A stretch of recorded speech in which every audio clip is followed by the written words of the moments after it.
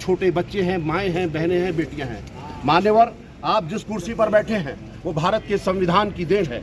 तो मान्यवर, मैं अपनी बात को यहीं से शुरू करता हूँ कि आप जो चाहते तो हालात बदल सकते थे, आप जो चाहते तो हालात बदल सकते थे और इनकी आंखों के आंसू आपकी आंखों से निकल सकते थे। आप तो ठहरे ही रहे, झील के पानी की तरह, दरिया बनते तो बहुत दूर निकल सकते थे।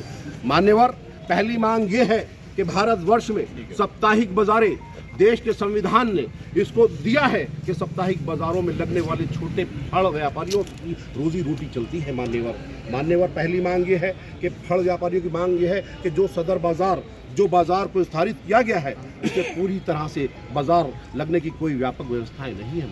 मान्यवर, आपने भी देखा है, नगर आयुक्त महोदय ने भी देखा है, जिलाधिकारी महोदय ने भी देखा है कि कुंटलों के हिसाब से धूल है वहां पर।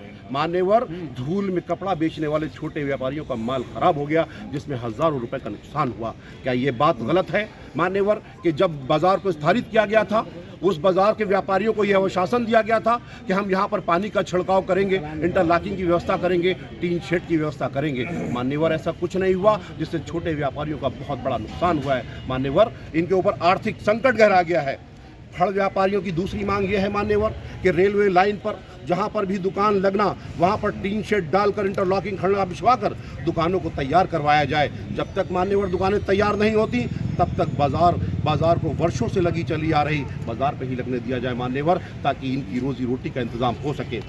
मान्यवर, तीसरी मांग हमारी ये है कि पूरे भारतवर्ष में सैकड़ों सालों से साप्ताहिक बाजारें लगती आ रही हैं, उसी में एक बहादुरगंज साप्ताहिक बाजार भी है। इसलिए महोदय, अंतर्राष्ट्रीय मानव अधिकार सुरक्षा संगठन जो मानव अधिकारों की बात करता है, देश के संविधान की बात करता है, आपसे आशा उम्मीद रखता है कि इस बाजार में गरीब, बेसहारा, दबे कुचले, छोटे छोटे फंड लगाकर अपने बच्चों को जैसे तैसे भरण पोषण करते हैं। पिछले 2 हफ्तों से सुचारू रूप से बाजार न लगने के कारण मान्यवर, फल व्यापारियों पर आर्थिक संकट आ गया है। मान्यवर, आपके भी घर में बच्चे होंगे, यहाँ बैठे हुए एसी की जिंदगियों में गुजार रहे, उनके भी बच्चे होंगे। मान्यवर, जरा इनके चेहरों में देखिए, इनके चेहरों में आंसुओं के सिवा ये अपना आंसू, अपना दर्द लेकर आपके सामने उपस्थित हुए। मान्यवर, हम ये चाहेंगे, हमारा संगठन ये चाहेगा, जब तक वहाँ पर व्यवस्थाएं नहीं हो जाती मान्यवर, तब तक बहादुरगंज में साप्ताहिक बाजार को लगने दिया जाए। मान्यवर, यही आपसे आशा, यही आपसे उम्मीद लेकर के हम सब आपके समक्ष हाजिर हुए हैं। मान्यवर, आखिरी और अंतिम बात यह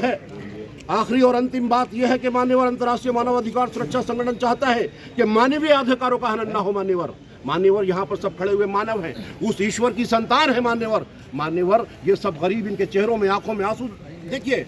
क्या ये सही था कि वहाँ पर मान्यवर, मैंने अपनी बात पढ़ ली मान्यवर, अपनी बात पढ़ ली है, दोहराना पड़ेगा मान्यवर, क्योंकि इनकी आंखों के आंसू हैं। जी, ठीक है। और व्यापारियों की समस्याओं को जल्द से जल्द वो कराया जाए समाधान मान्यवर, ताकि जिससे फल व्यापारी अपने बच्चों का भरण पोषण सुचारू रूप से करता है और मानसिक स्थिति। हमें आपसे बड़ी उम्मीद और आशा है। इनके नंबर पे ठीक है, तो उसमें मेल आईडी दे दीजिएगा।